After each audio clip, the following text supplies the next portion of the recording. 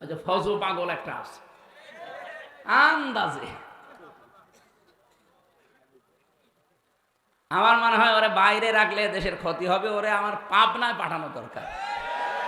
যারা আছেন কিশোরগঞ্জে ধৈর্য বেঁধে ওরে পাবনায় পাঠান, আমরা দরকার হয় কুকুর মারা ইঞ্জেকশন দিয়ে দেই, পড়ে থাক। তাছাড়া যত কথা বলে, আমার 100 কটা কথা বললে 98টা মিথ্যা কথা, আর সব আলেমদের বিরুদ্ধে। ওর কি জন্মই হয়েছে আলেমদের বিরোধিতা করার জন্য নাকি? এমন এমন কথা লিখে যায় একটা মানুষের একটা দলের বিপক্ষে, যেই কাজ যেই কথা ওই লোকটা ওই দলের ভেতরে নেই। আন্দাজে আপনি এগুলো ছড়িয়ে যদি কালার করার চেষ্টা করেন, আপনি হয়তো মরে যাবেন আর 50 বছর পর, কিন্তু আপনার এই মিথ্যা লিখিত বই, মিথ্যা লিখিত পত্রিকা এ কি মরে যাবে? যতদিন থাকবে টিকে আপনার কবরে ফ্ল্যাক্সি লোড হয়ে এগুলো সব এই গোনাগুলো যেতে থাকবে। আপনি হয়তো মারা যাওয়ার সময় 50 মন গোনা নিয়ে মরে গিয়েছিলেন, কিয়ামতে যখন উঠবেন আপনার আমল নামায় দেখবেন 50,000 মন গোমা জমা হয়ে আছে। এরকম পাগল দেশে নেই? আচ্ছা, ফজু পাগল একটা আছে আন্দাজে। আমার মনে হয় ওরে বাইরে রাখলে দেশের ক্ষতি হবে, ওরে আমার পাবনায় পাঠানো দরকার।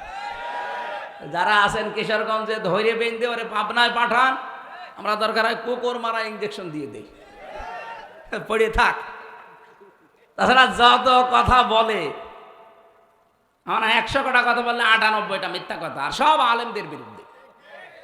ওর কি জন্মই হয়েছে আলেমদের বিরোধিতা করার জন্য নাকি?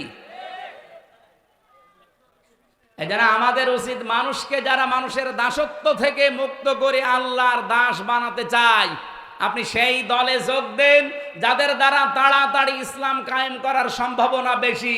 সেই দলে আসেন, আপনি সফল হতে পারবেন।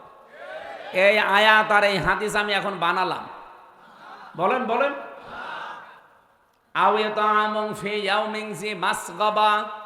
যারা এতিম মিসকিন অসহায়, যারা তাদের কাছে যারা এগিয়ে যায়, আজ 1 বছর 1 মাস এই দেশটা দ্বিতীয়বারের মতো আমরা যারা স্বাধীনতা বলছি, বলেন তো 1 বছর 1 মাসের ভেতরে সবচাইতে বেশি মানবতার কাছে এগিয়ে গেছে কোন দল?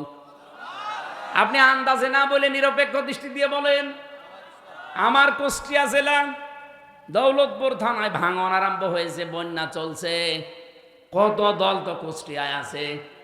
শুধুমাত্র দেখলাম এই 3 দিনে বাংলাদেশ জামাত ইসলামী, যদিও তারা মুসলিম, যদিও তারা নিজেরাই অসহায়, 15-16 বছর তারা নিজেরাই অসহায়, এরপরও কয়েক ট্রাক মাল নিয়ে অলরেডি তারা